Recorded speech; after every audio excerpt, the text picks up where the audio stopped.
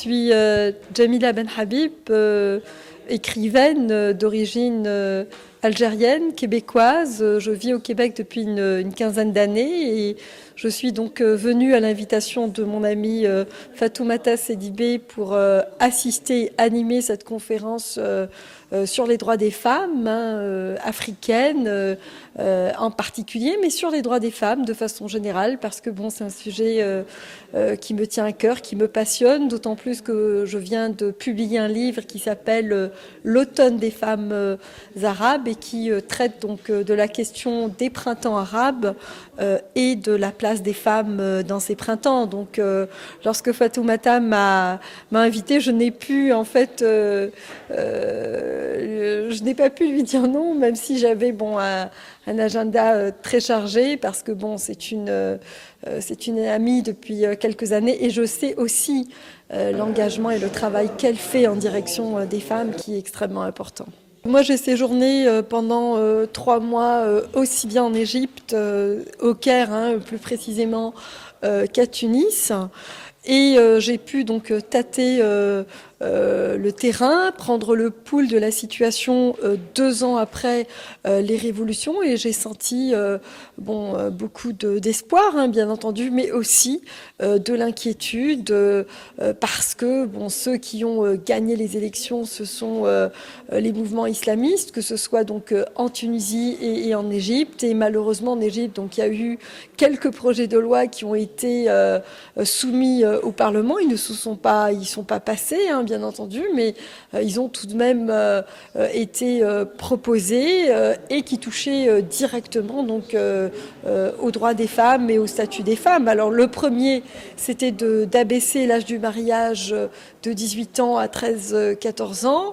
Le deuxième, c'était restreindre encore davantage la possibilité des femmes à divorcer, alors que le divorce est déjà extrêmement réduit en Égypte pour les femmes. La répudiation est largement généralisée et exercée par les hommes. Le troisième projet de loi, à savoir la décriminalisation de l'excision. Et le quatrième, qui est assez grotesque et qui est celui de permettre aux hommes la possibilité d'avoir des rapports sexuels avec le cadavre de leur femme, soit 6 à 12 heures après leur mort. Donc voilà en fait de quelle façon les parlementaires, le Parlement égyptien constitué à 75% donc d'islamistes, occupent leur temps à palabrer sur les femmes, alors que la société est en pleine ébullition, qu'il y a des besoins concrets, le système éducatif, la santé, le logement, le chômage.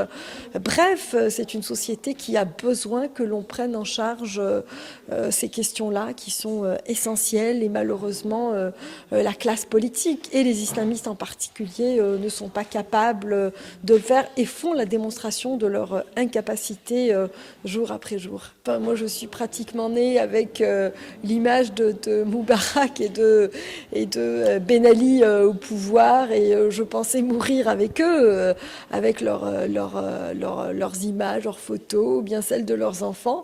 Eh bien, on a réussi tout de même à les détrôner. Ce n'est pas rien, c'est quelque chose d'extraordinaire. Il faut que la révolution se poursuive, et elle se poursuivra grâce aux femmes et avec les femmes, parce qu'il ne peut y avoir de démocratie si les droits des femmes ne sont pas respectés, et si l'égalité n'est pas une égalité de droit, mais aussi une égalité de fait.